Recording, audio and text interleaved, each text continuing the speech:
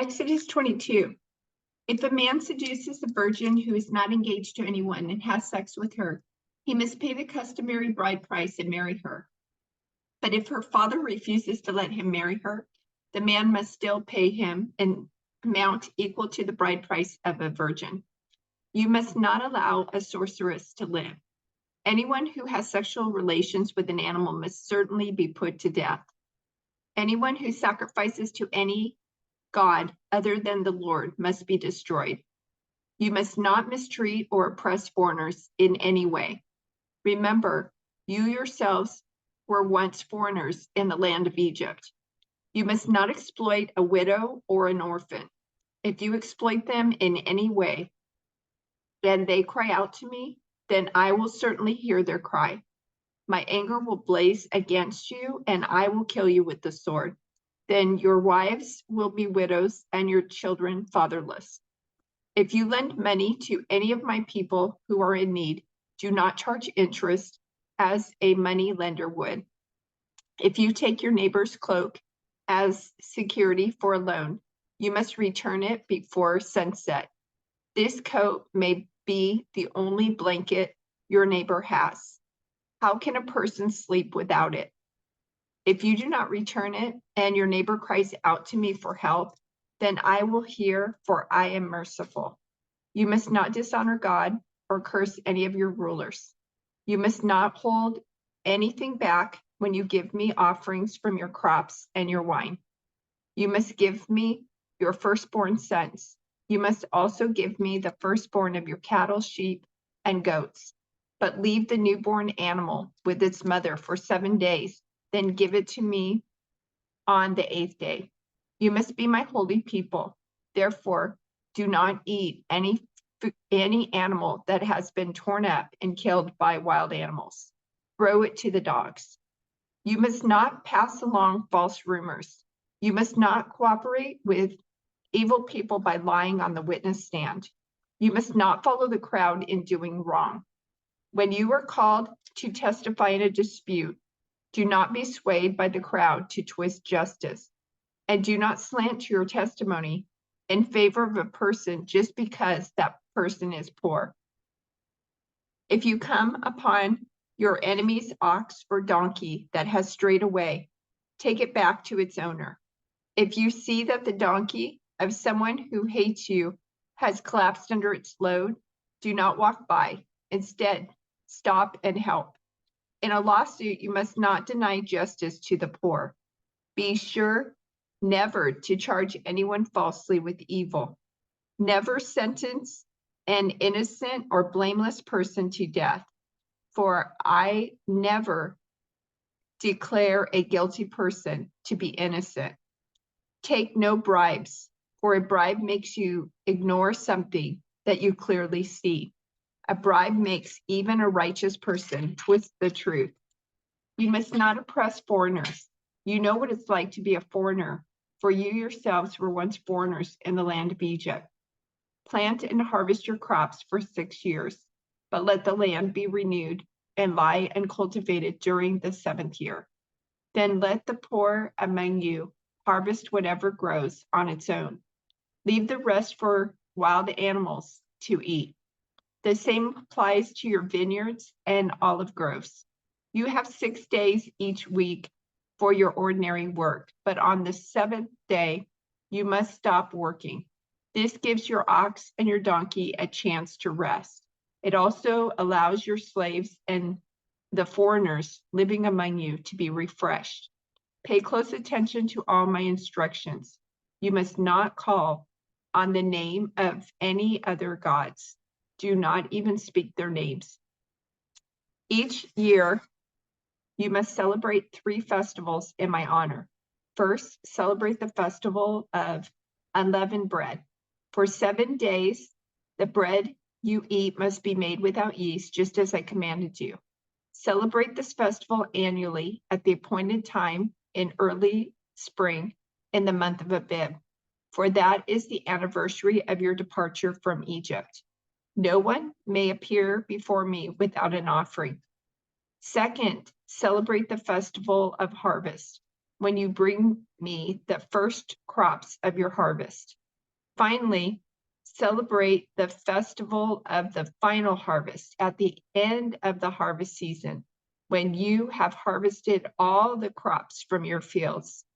At these 3 times each year, every man in Israel must appear before the sovereign, the Lord.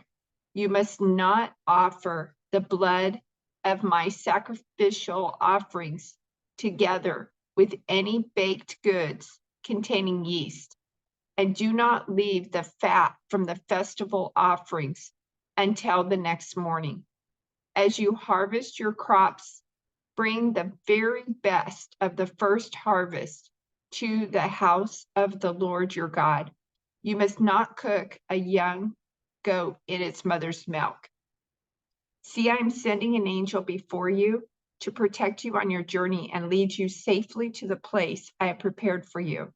Pay close attention to him and obey his instructions. Do not rebel against him, for he is my representative, and he will not forgive your rebellion. But if you are careful to obey him, following all my instructions, then I will be an enemy to your enemies, and I will oppose those who oppose you. For my angel will go before you and bring you into the land of the Amorites, Hittites, Perizzites, Canaanites, Hivites, and Jebusites, so you may live there, and I will destroy them completely. You must not worship the gods of these nations or serve them in any way or imitate their evil practices. Instead, you must utterly destroy them and smash their sacred pillars. You must serve only the Lord your God. If you do, I will bless you with food and water, and I will protect you from illness. There will be no miscarriages or infertility in your land, and I will give you long, full lives. I will send my terror ahead of you and create panic among all the people whose land you invade. I will make all your enemies turn and run. I will send terror ahead of you to drive out the Hivites, Canaanites, and Hittites, but I will not drive them out in a single year, because the land would become desolate and the wild animals would multiply and threaten you. I will drive them out a little at a time until your population has increased enough to take possession of the land, and I will fix your boundaries from the Red Sea to the Mediterranean Sea, and from the eastern wilderness to the Euphrates. I will hand over to you the people now living in the land, and you will drive them out ahead of you. Make no treaties with them or their gods. They must not live in your land, or they will cause you to sin against me. If you serve their gods, you will be caught in the trap of idolatry. Then the Lord instructed Moses, come up here to me and bring along Aaron, Nadab, Abihu, and 70 of Israel's elders. All of you must worship from a distance. Only Moses is allowed to come near to the Lord. The others must not come near, and none of the other people are allowed to climb up the mountain with him. Then Moses went down to the people and repeated all the instructions and regulations the Lord had given him. All the people answered with one voice, we will do everything the Lord has commanded. Then Moses carefully wrote down all the Lord's instructions. Early the next morning, Moses got up and built an altar at the foot of the mountain. He also set up 12 pillars, one for each of the 12 tribes of Israel. Then he sent some of the young Israelite men to present burnt offerings and to sacrifice bulls as peace offerings to the Lord. Moses drained half the blood from these animals into basins. The other half he splattered against the altar. Then he took the book of the covenant and read it aloud to the people. Again, they all responded, we will do everything the Lord has commanded. We will obey.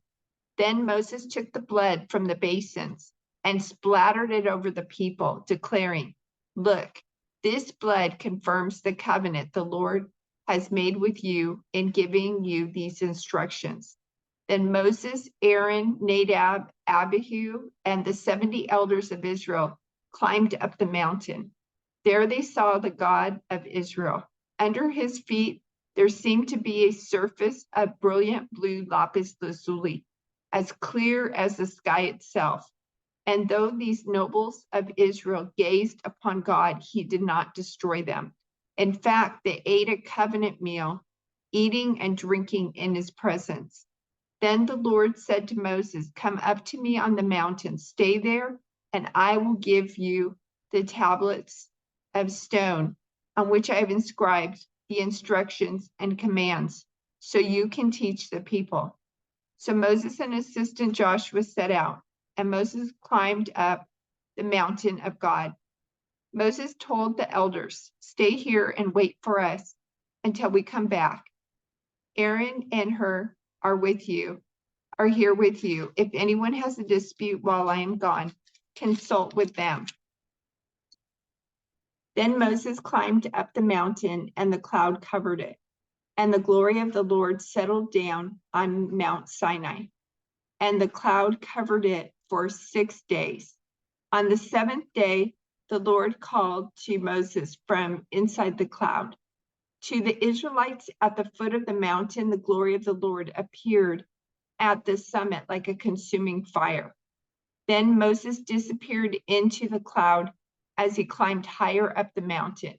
He remained on the mountain 40 days and 40 nights.